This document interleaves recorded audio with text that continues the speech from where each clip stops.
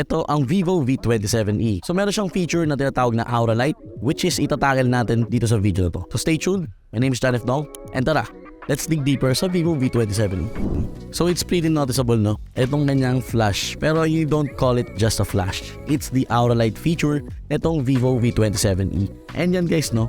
Siyempre alam ko naman na yung mga Gen Zs dyan, ito yung kanilang mga trip.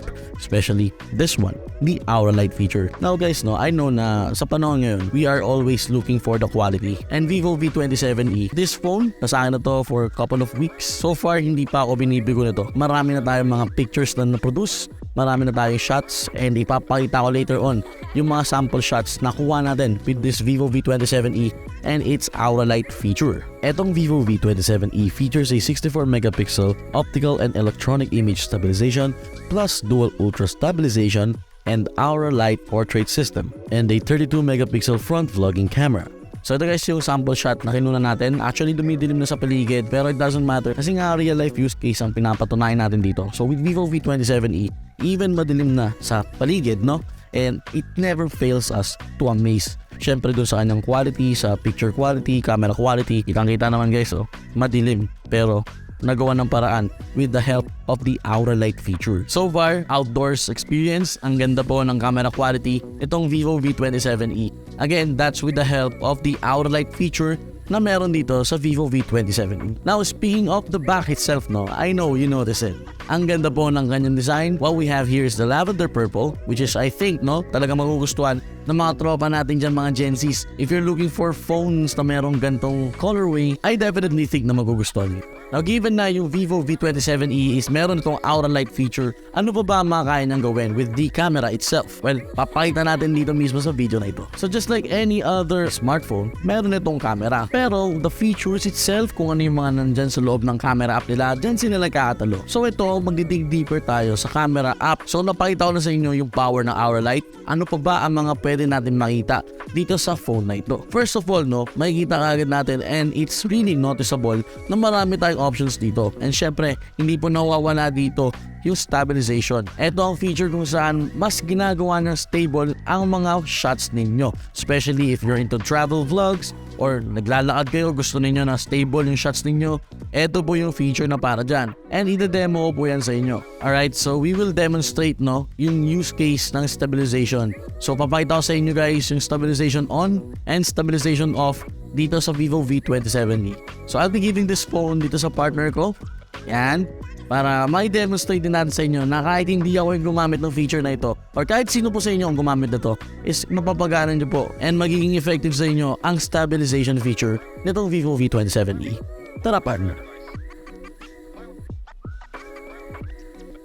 Now as a content creator, importante sa atin yung quality ng video. Now maganda dito guys sa vivo V27e, hindi lang quality ang maganda, mismong software niya. So mahilig kayo sa mga features like filters and iba pang mga overlays na tinatawag, well, available yan dito sa vivo V27e. So tingnan nyo to guys, no? Meron tayo dito nga non-natural, classic. So instantaneously na-apply yung filter na gusto natin. Let's say for example may mga unwanted particles or unwanted details tayo na tinatago, we can do that so dito sa vivo V27e. And then meron din tayong filters kung saan pwede natin i-apply ang iba't ibang filters na available gaya nitong cyberpunk. O diba? Para tayo kaganda sa cyberpunk. Or pwede natin piliin itong retro kung saan automatically nag-adjust. And kapag hinit natin itong video, of course, kung ano yung nakikita natin right now dito sa ating screen, kung ano yung in-apply natin filter, yun din po ang lalabas doon sa ating video file. Now, speaking of mahilig with video, well, every camera guys ng Vivo phones, including Vivo V27e, has this feature called micro movie. Ano nga ba itong micro movie, JohnFDong? Well, etong micro movie guys, no, kung mahilig kayo mag-take ng videos and wala kayong oras mag-edit, well, etong micro movie, meron siyang mga presets kung saan pipindutin nyo lang, automatically guys, no, yun na po agad yung magiging itsura ng mga binidyo ninyo. So less effort, mas madaling gumawa ng mga vlogs, and meron na kayong naka-ready-made na templates dito right away. So syempre, try natin to. So meron tayong available dito na viewfinder and daily vlog. So pindutin natin tong viewfinder. Yan, so automatically guys, no, nagkaroon ng overlay dito sa ating template. So magvi-video tayo, papakita ko sa inyo use case na to. Yan. What is up guys, this is me, JohnFDong.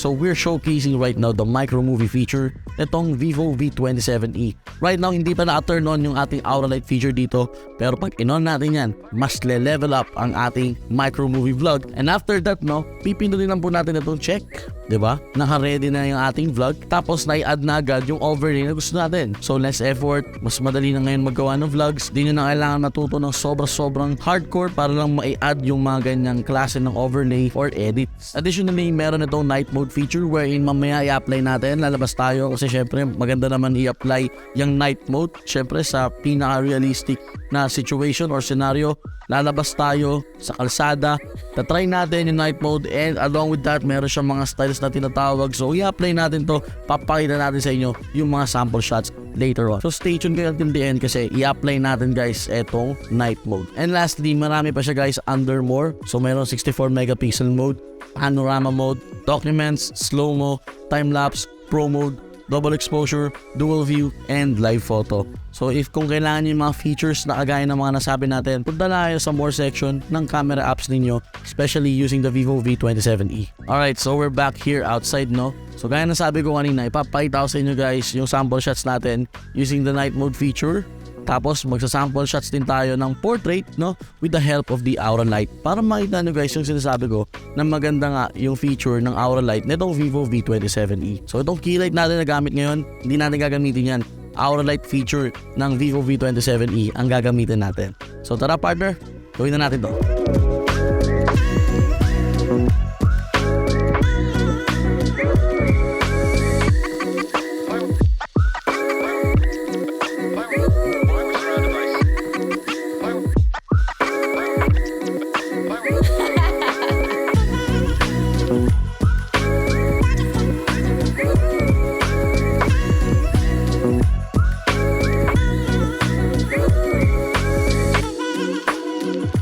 And that my friends is the vivo V27e. Right now gamit ko pa po yung aura light feature nitong vivo V27e. And marami pa tayong gagawin na tests dito sa ating vivo V27e. Abangan nyo guys yung ating detailed review para mas makita nyo pa kung ano yung mga kaya nitong gawin for its full specifications, mga features. Ite-demo natin yan doon sa ating full review. So stay tuned guys, no? And if you're new here, please follow nyo ako or mag-subscribe para updated kayo when it comes sa mga news and features about Vivo phones, especially the Vivo V27e. Be sure to check the description box para sa mga latest info about this phone and kung saan nyo siya pwedeng orderin. Again, my name is JohnFDong, and kung may questions kayo, leave it down there in the comment sections. So see you sa full review. Bye-bye. Yeah, hey there, I do this. Never fear losing. And when I get up in the game, y'all be improving. A real problem, but I solve them all facts proof.